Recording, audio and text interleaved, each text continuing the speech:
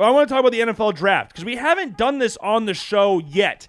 I've struggled to get blog posts out recently because we talk about the videos that we've been putting out. It's kind of been delaying the blog post. We have still made graphics and released rankings and stuff like that for the 2025 quarterback draft class, but we haven't gone fully in depth yet. And in this one, I'm going to go fully in depth on 5 of the quarterbacks. We're going to look at the top 5 quarterbacks in this class, at least at the current stage. It's going to change.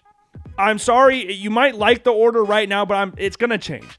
It will change. It will change numerous times. The number 1 spot will probably change 100 freaking times. It's already changed twice to this point in the season, and we're only in week 3. So yes, it's going to be a very fluctuating thing. It's going to be a very fluid thing because this draft class this year, I'm very conflicted on how I view this draft class in regards to the quarterback position. It's not as top-heavy talented as we have seen in years past, but a lot of times, some of the times, quarterback value jumps up when really bad teams are at the top of the draft. It kind of makes things like a little bit of a reach, as you should say. Because look at some of the worst teams in the league right now.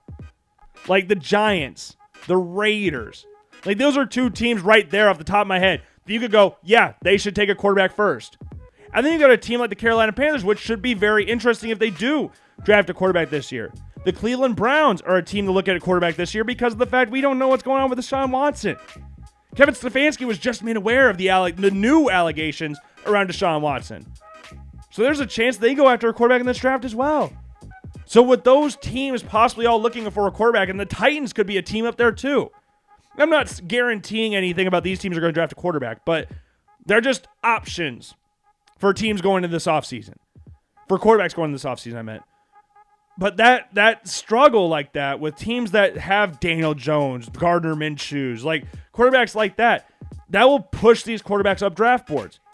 I don't know if you would have quarterback, if you ranked the top 100 players of this draft class, I don't necessarily know if there would be a quarterback in the top 10. Like not top 5 for sure, but you could make a case for like top 10, like around 8 or something like that, 7 or 8. You can make a case for that. But it's not like previous years where the top 2 players in the draft are quarterbacks. Or top 3 of the top 5 players in the draft are quarterbacks. You could look at that like last year. I'm not just saying that because the quarterbacks went 1, 2, 3. No. Those players were viewed very highly by a lot of people out there. But they were not just taken that highly because they're quarterbacks. They were taken that highly because they were the best players in the draft. That's just different this year. Every draft class is different, and it seems like every single year the draft class is judged as a whole by the quarterback room, by the quarterback position. The 2013 draft is widely considered one of the worst drafts of all time. Mostly, I know there's other factors in there. So Eric Fisher was the first overall pick. But mostly it's looked at as a terrible draft because of the quarterbacks. There was one quarterback drafted in the first round. It was E.J. Manuel. You look at the 2022 draft class as well. Kenny Pickett was the only quarterback drafted in the first round. There wasn't a quarterback drafted after that until the 3rd round. Kenny Pickett is now a backup. Desmond Ridder got cut from the Cardinals. Malik Willis is starting this week, but is a backup. Matt Corral, I don't know where he's at right now. You look at the 2021 draft class. Zach Wilson's a backup / 3rd string. Trey Lance is a backup / 3rd string. Justin Fields is a starter now, but wasn't a starter until Russell Wilson hurt his calf. Mac Jones is a backup. Like, we're going to look at these draft classes based mostly off their quarterback value. And this draft class at this point in time is not going to be viewed as one of the top upper echelon draft classes. Now, there are good players. Johnson from Michigan, Travis Hunter. Some of the tackles are very, very good. Luther Burden from Missouri, very, very good. Like, there are good players in this draft class. Do not get it twisted in the slightest. There are good, talented players in this draft class. But I'll keep reiterating it. Quarterback is the main barometer that people judge draft classes on. And it's just an all-right class. It's just an all-right class with differing opinions about who the top quarterback in this draft class is. And yeah, there's just a lot of differing factors here. And it's going to be very interesting to see how it all shakes out. But again, the draft's not until freaking April. It is September 13th. It is Friday the 13th. We have got an ass load of time until the 2025 NFL draft, which is still weird to say 2025, but that's where we're at. But looking at the top 10 quarterbacks, let's go through 6 through 10 real quick. just speed run it. So number 6 on this list is Jalen Milroe from Alabama. Played South Florida, sorry. This was a game that was played in a monsoon a year ago. And he had, not an amazing game this past week. He had 4 total touchdowns, only had 2 yards rushing, which is insanely low for Jalen Milroe. But on the season, 5 touchdowns passing, 4 touchdowns rushing. I'm liking him in this offense with Kalen DeBoer. I'm excited to see how they grow together because, he was the head coach for Michael Penix. You saw what Michael Penix did in his time at Washington. Jalen Milroe has all the skill set. You need to see those intermediate passes grow a little bit more, but he's got a good arm. He's very mobile.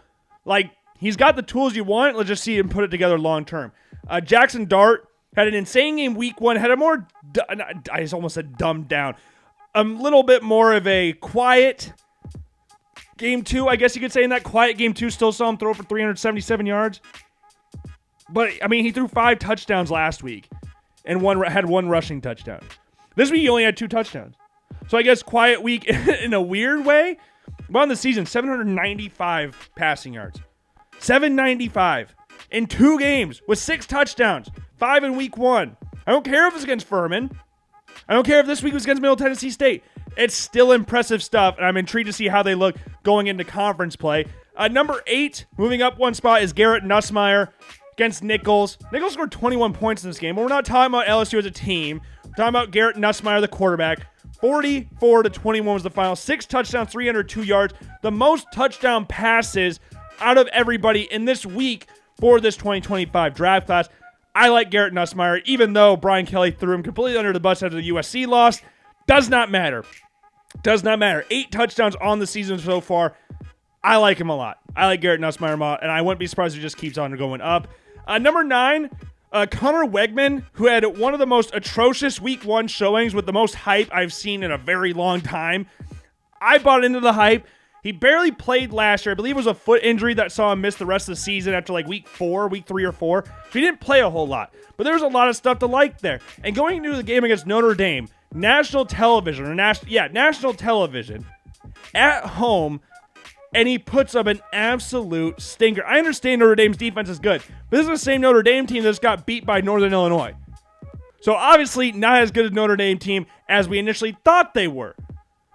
But Connor Wegman, he bounced back big, and again, it was against McNeese State, but still, only had 3 completions, 125 yards, 2 touchdowns, 39 yards rushing. Just vastly improved on what we saw from the week before. And then number 10, sneaking into the top 10, is Will Howard from Ohio State. I toyed with Willard Moss here as well from USC with 229 yards and a touchdown against Utah State.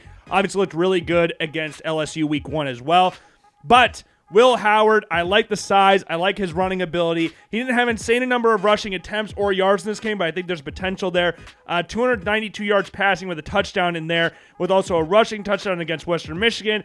56-0. They looked a lot better as a team than they did week 1, which was kind of scary. Going into halftime up 17-3, I believe was the halftime score, is not ideal.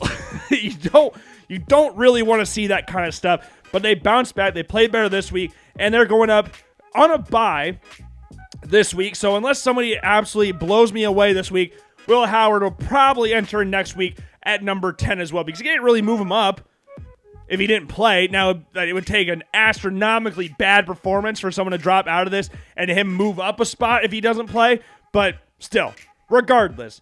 And then some of the honorable mentions in here, we brought up Miller Moss before, but Noah Fafita, a little bit closer game against Northern Arizona than we initially thought. Still came away with a dub. Dylan Gabriel's in there as well against Boise State. Threw for 2 touchdowns, 243 yards, had 3 completions in there. Riley Leonard dropped out of the top 10. 2 interceptions, no touchdown, 16-yard rushing, 1 touchdown there. I like Riley Leonard a lot, but I need to see it put together for extended periods of time because it's just too all over the place for me to keep him in this top 10. Then we got Miller Moss, again, brought him up before, and Donovan Smith against Oklahoma. 260 yards passing, 1 touchdown, 1 pick. And a 4-point loss on the road. After getting absolutely ass-blasted week 1 against UNLV, this was an insanely unpredictable performance. An insanely surprising performance from Donovan Smith and the Houston Cougars. Those are that's 6 through 10. Now let's go through the top 5. Starting in at number 5, go in reverse order, we have Cameron Ward from Miami. Absolutely blitzed Florida A&M in this game. 56-9 was the final score. Cameron Ward only had 6 incompletions, threw for 304 yards and 3 touchdowns. Also had a rushing touchdown in there as well, which saw him show off the leaping ability in there as well. And that came a little bit later in the game. He got pulled late, obviously, because they're just beating the absolute piss out of Florida A&M.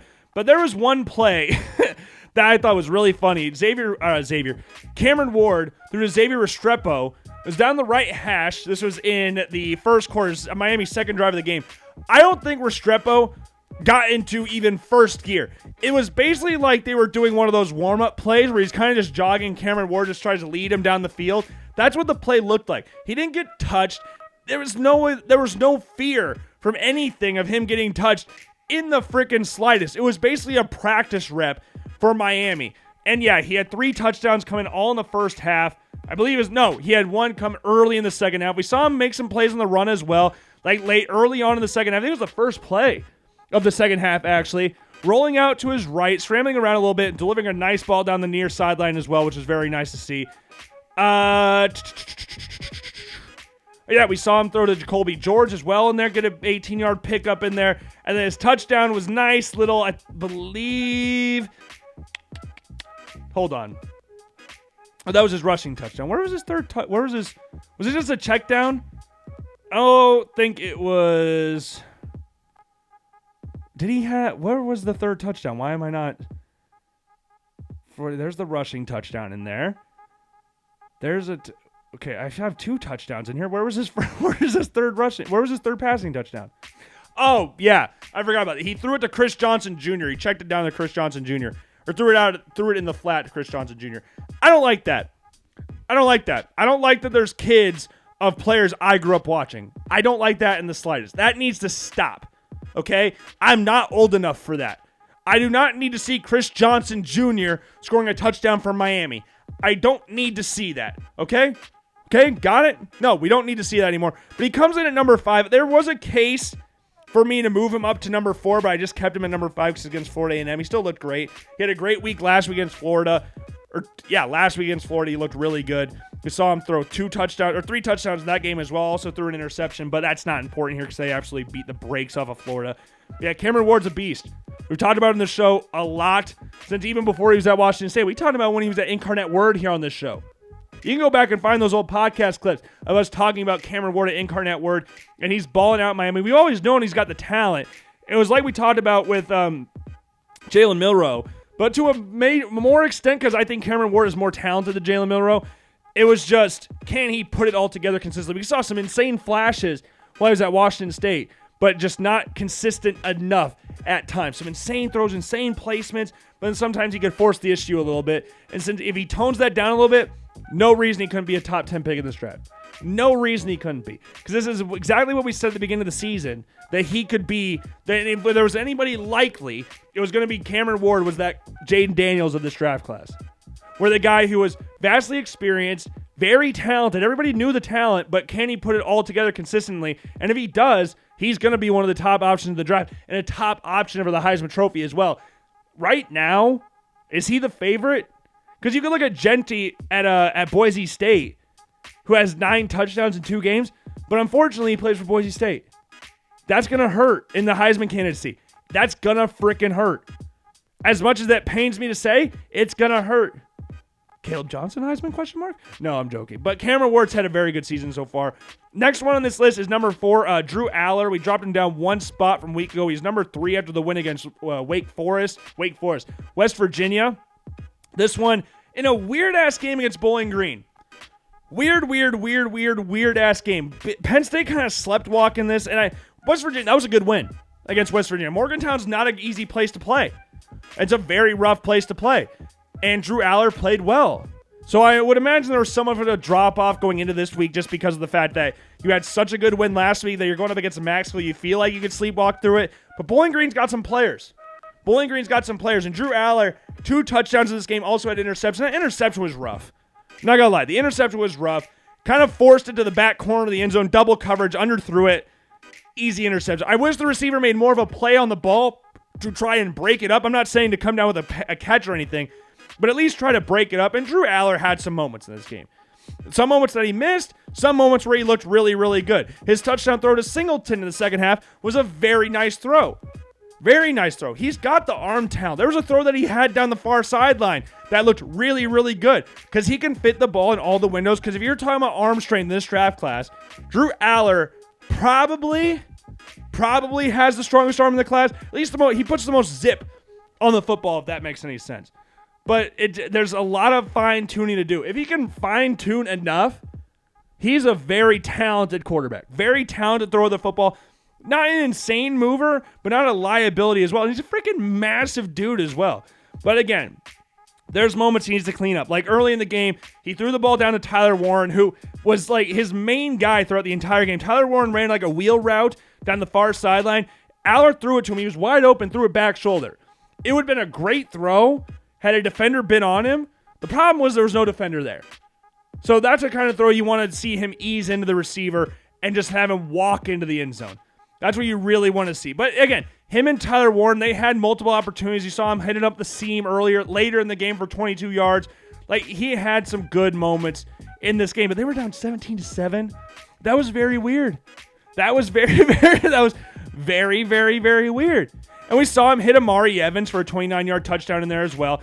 Like, again, there's things to work on. This was not the greatest game of all time from Drew Aller, but you saw potential. That's what you want to see. You see the arm talent there. You see the flashes. You see areas where he can grow. And if he reaches those areas, then he could be one of the top options in this draft class. Number 3, moving up one spot. I toyed with moving him up one more spot, but it was Quinn Ewers from Texas. Just an absolute ass-kicking against Michigan this past weekend. Absolute ass-kicking. The final score was, 31-12? It wasn't even that close.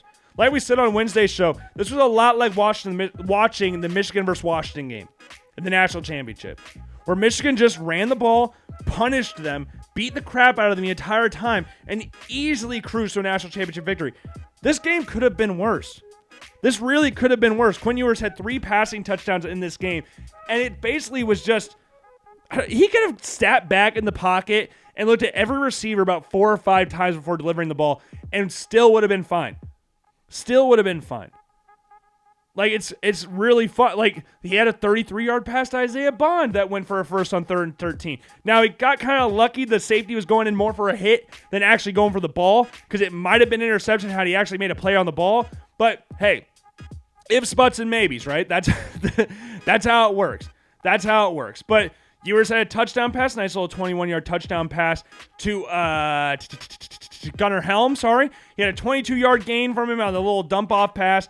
A ball that was tipped at the line of scrimmage, sorry, not a dump-off pass. It was tipped at the line of scrimmage. Still came up with a 22-yard gain. 22-yard gain, and then Ewers and Helm connect for 21 yards. Easy play. Pretty much just found the hole in the Michigan defense and just hit absolutely exploit it. Found the hole, hit it right in the middle. That's exactly what you want to see. He hit Matthew Golden for 20 yards on 3rd down. Got them right into the red zone, got a pocket, found the gap in the Michigan defense, which is what he did the entire game, was just find the gaps and the holes in the Michigan defense. And there were a lot of them.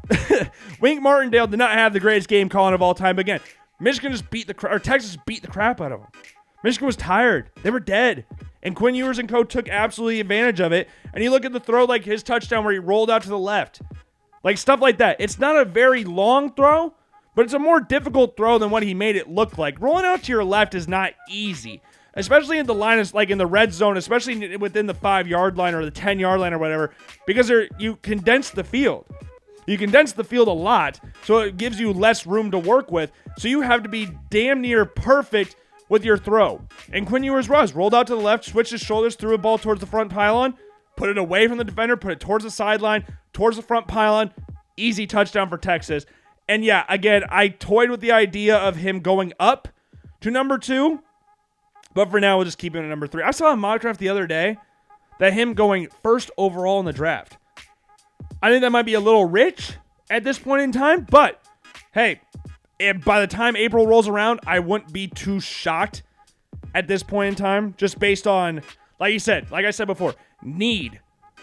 Like with quarterbacks, it's not always about where they're ranked. It's about how bad a team wants it, because quarterback is the most important position on the football field. And if you don't have one, guess what? You're going to be trying everything to get one. And teams like the Raiders, teams like the Giants, they're going to be teams that are going to be on the forefront of that this year, because they are going to be bad.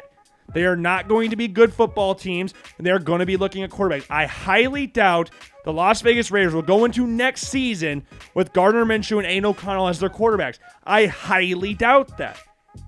The Giants, there is no way that Daniel Jones, since signing that contract, has 2 touchdowns and 3 pick sixes, is going to be the starting quarterback next year unless he has an insane turnaround and the Giants make the playoffs, which I highly doubt.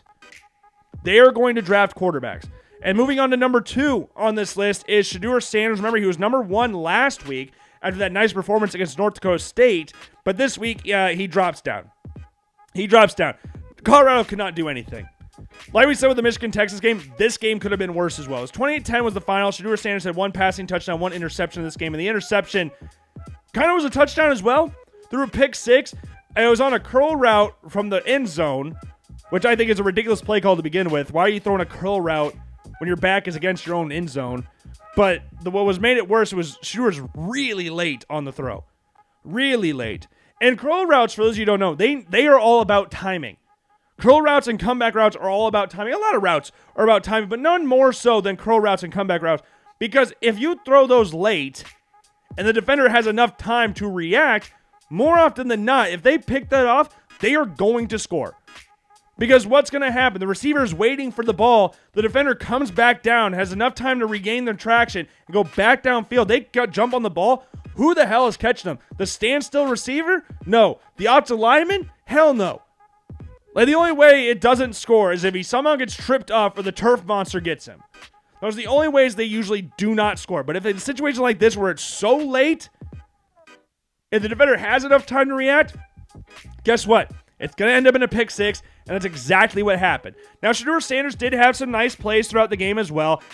He hit Will Shepard for a nice 19-yard gain on 2nd and 15. We saw him roll out to the right later in the game and throw a nice little ball down the right sideline on a comeback route to LeJonte Wester, for 14 yards. Now, I like the play, but this is one of my biggest issues, I guess you could say, with Colorado right now. You're down 28-0 on the road. 28-0. You are getting absolutely ass blasted. This game is not close in the slightest.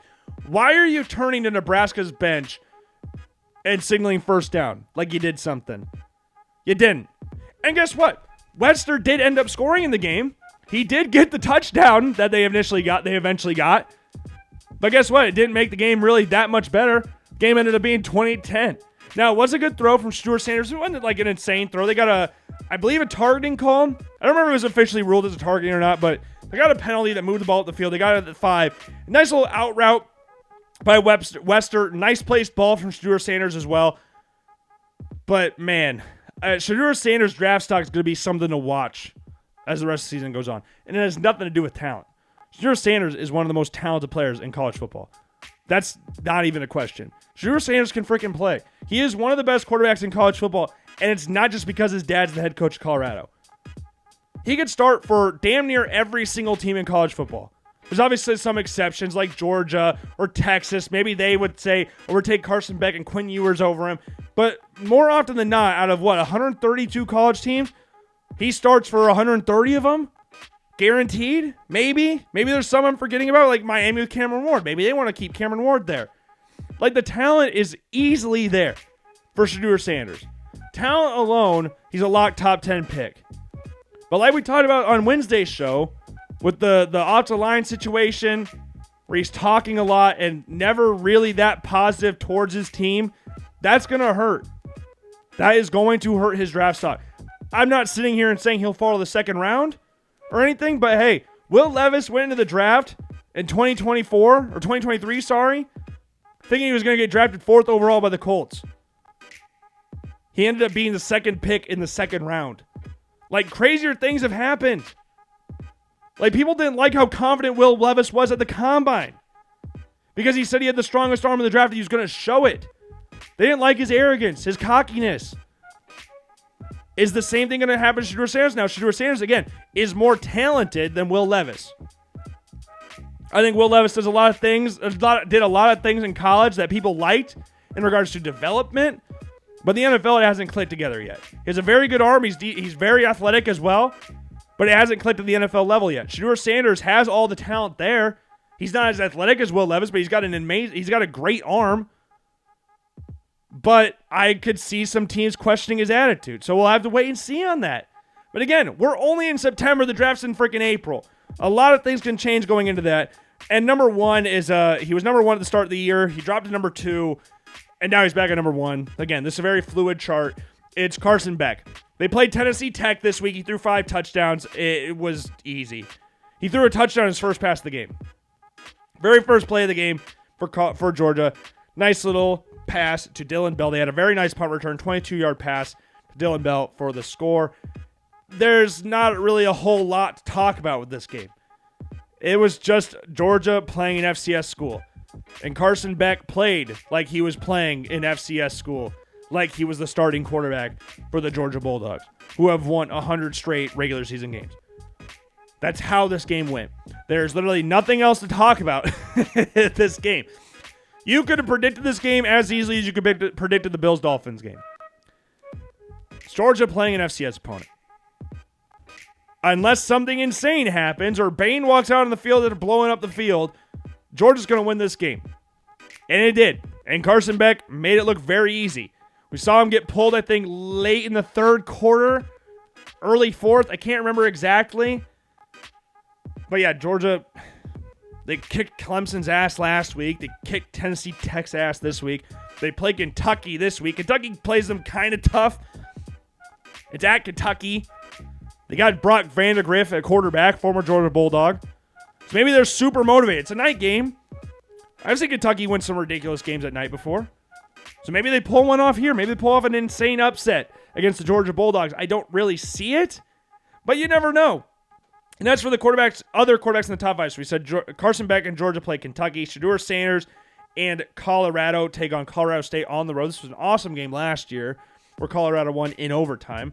That game ended at like 1 o'clock in the morning. I don't really want to stay up that late this year to do that, but we'll see. We'll see. I could be convinced. To stay up and watch that. Texas play UTSA this weekend. Penn State, they're on a bye, right? Yeah, they are on a bye. And then Cameron Ward and Miami play Ball State. And I expect Cameron Ward to absolutely ball out in that game. So that is the top 10 quarterbacks for week 2 of the 2025 NFL draft season. So again, reminder, it was Carson Beck at 1, Shedeur Sanders at 2, Quinn Ewers 3, Drew Aller 4. Then we have Cameron Ward at 5, Jalen Milroe 6, Jackson Dart 7, Garrett Nussmeier 8, Connor Wegman at 9, and then Will Howard at number 10. Last week's rankings, for those of you who were not aware, post-week 1 rankings, let me get these things pulled up for you. So we had number 1, which Shedeur Sanders moved up 1 spot because of a game. I know it was against North Dakota State, and Carson Beck played Clemson, but I still was impressed with how Shedeur Sanders played. So I had him at number 1, Carson Beck 2, Drew Aller 3, Quinn Ewers 4, Cameron Ward at number 5, moving up 3 spots from number 8, Jalen Milroe 6, Jackson Dart 7, moving up 2 spots, Riley Leonard at 9, Garrett Nussmeier at 10, and then Connor Wegman dropping from 3 all the way down to number 10. Had to keep him in the top 10 because I still do think he's talented, but man, that week 1 performance was ass. That was so bad. That week 1 performance was bad. Riley Leonard dropped out of the top 10 this week. They didn't play great and they lost to Northern Illinois. You're not going to stay in the top 10 of that. I'm very sorry. Might hurt your feelings. I don't care. It wasn't great.